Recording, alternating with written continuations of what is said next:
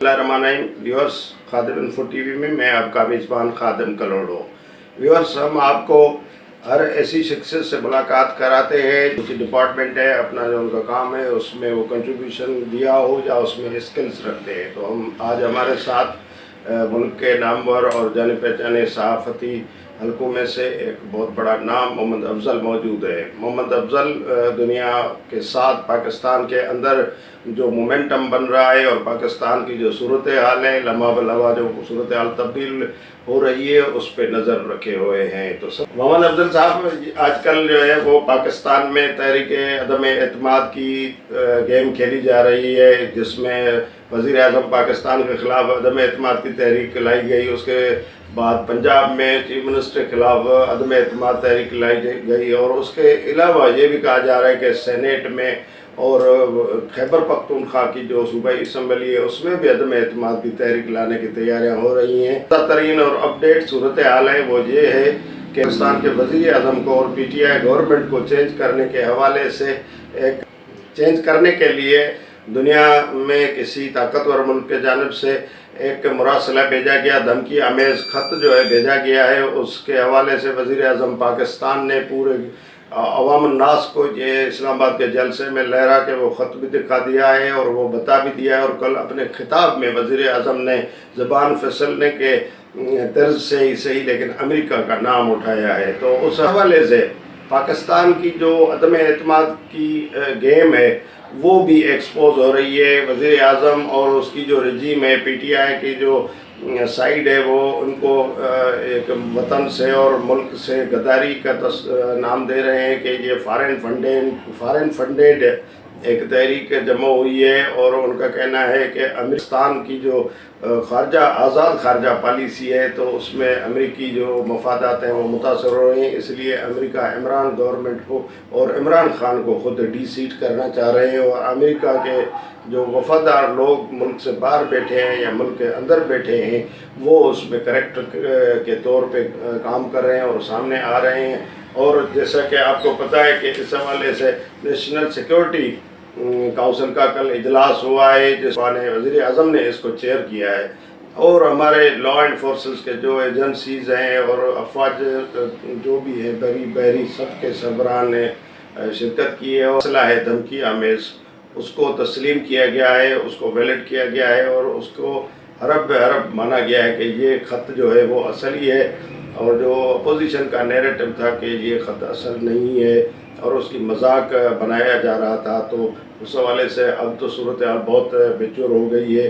और आज जो सिलसिला हुआ है वो ये है कि वज़ीर आज़म पाकिस्तान ने पूरा एक सारा दिन मुशावरत की है और वज़ीर कानून फ़रूक नसीम जो अपने ओहदे से दस्तबरदार हो गए थे, मुस्तफ़ी हो गए थे, उसके जगह फवाद चौधरी को ये कलमदान देने का भी फ़ैसला किया गया है।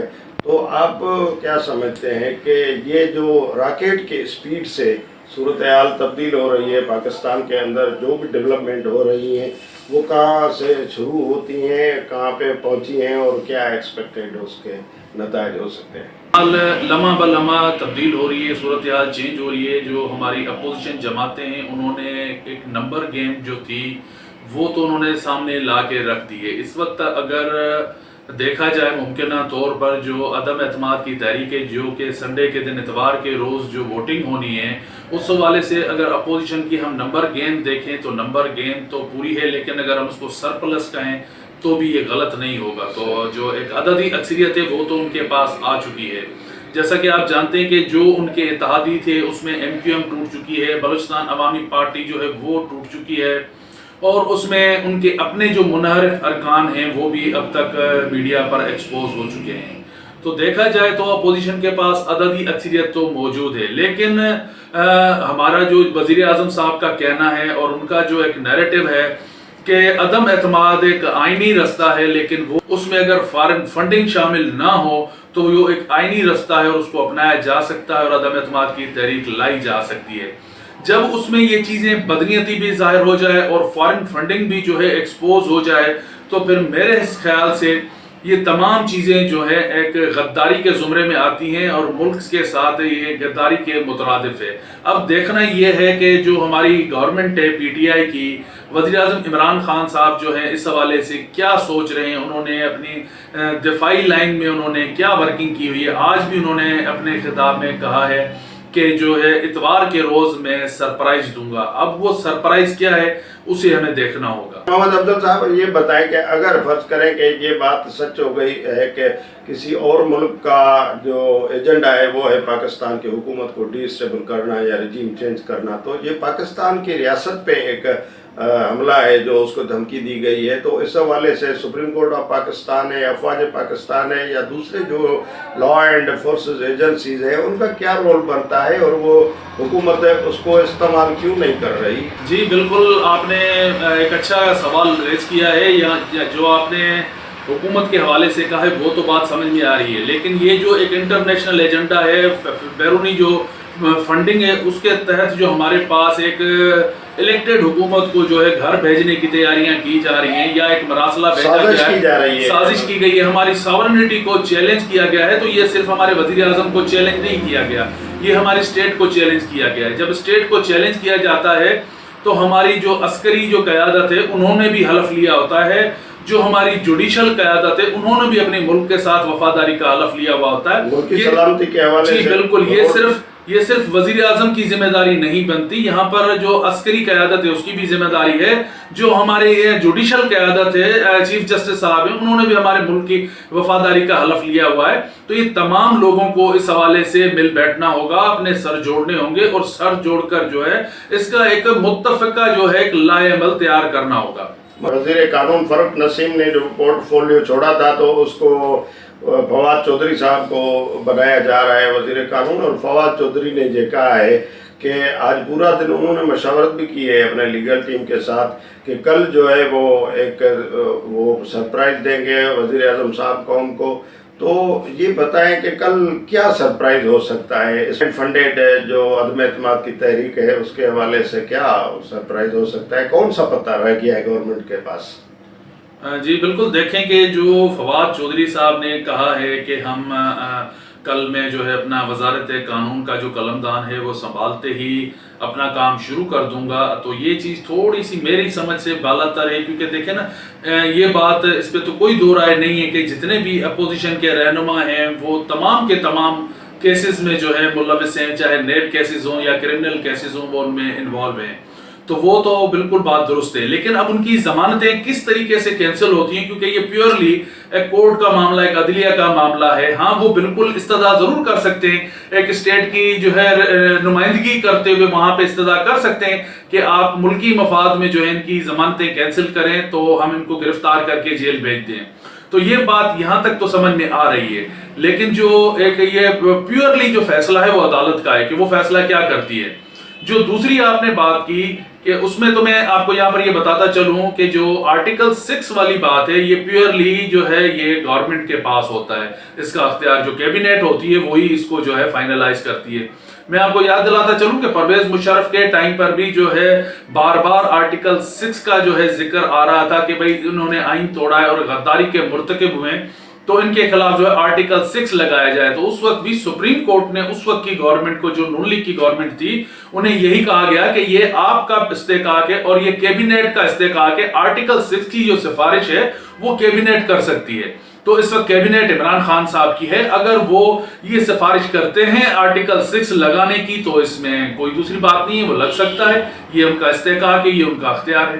اچھا محمد افضل صاحب، سپوز کریں کہ اگر کل جو ہے گورنمنٹ آف پاکستان جو وزیر اعظم عمران خان کے نیچے کام کر رہی ہے کابینہ، یہ آرٹیکل 6 کے تحت ہے، جو بھی عدم اعتماد تحریک والی پارٹیاں ہیں جس میں جے یو ہے، فضل الرحمان صاحب کی Peoples Party, P M L N, M Q M, BAP, اور یہ بھٹی صاحب جو منحرف ہوئے علیحدہ ہوئے گورنمنٹ سے، یا بھوتانی صاحب، ان کو اگر آرٹیکل 6 کے تحت مقدمات داخل کیے جاتے ہیں ان کے خلاف، تو پھر عدم اعتماد کا کیا سینیریو رہ جائے گا؟ ٹائم تو لاسٹ اوور ہی چل رہا ہے.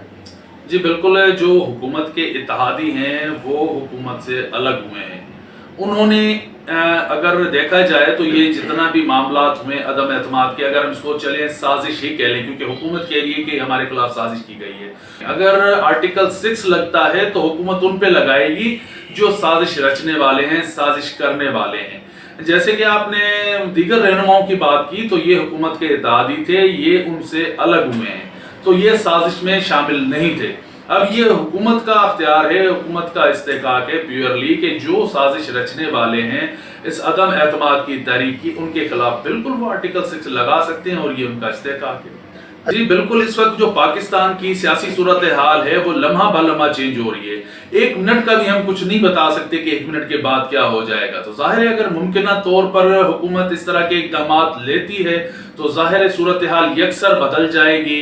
अगर उनके कायदीन गिरफ्तार हो जाते हैं और वो जेल चले जाते हैं तो ये जो अदम एतमाद की तहरीक है वो ठुस हो जाएगी और उनके जो दीगर अरकान हैं ज़ाहिर वो असेंबली नहीं पहुंच पाएंगे। अगर पहुंच भी पाएंगे तो वो 172 का जो हिस्सा है वो मुकम्मल नहीं हो सकेगा जब हुकूमत की तहरीक जो है फेल हो जाएगी। अच्छा, एक हमें ये बताएं मोहम्मद अफजल साहब के ये KPK में जो बल्दियाती इंतखाबात हुए या एबटाबाद में जो नून लीग का गढ़ माना जाता था, वो मजहब पार्टियाँ हैं और PMLN है, जमायत इस्लामी दीर में हार गई है जो उनका गढ़ है। तो अब जो इमरान खान के मुखालिफ मुत्तहिद अपोजिशन है वो तो मजबूरी तौर पे हम देखें तो उनको तो लाल झंडी दिखाई गई है। तो इससे पहले वाले मरहले में जो है इमरान खान के PTI को KPK में लाल झंडी दिखाई गई थी। तो ये पूरा जो सेंटीमेंट बना हुआ है और इमरान खान का नैरेटिव है और पब्लिक की पल्स जो है वो 78% बताई जा रही है।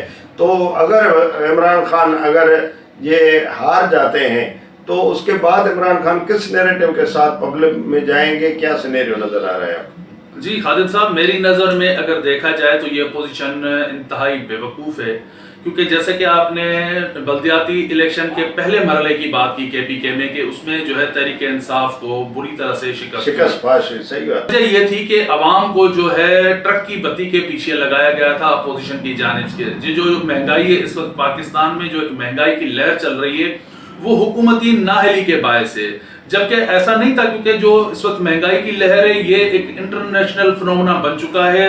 दुनिया के जो दीगर ममालिक हैं वो भी इससे मुतासिर हुए हैं। तो ऐसा नहीं कह सकते कि ये महंगाई सिर्फ पाकिस्तान में। तो ये जो हमारी अपोजिशन जमातें थी इन्होंने लोगों को जो है ट्रक की बत्ती के पीछे लगा दिया था।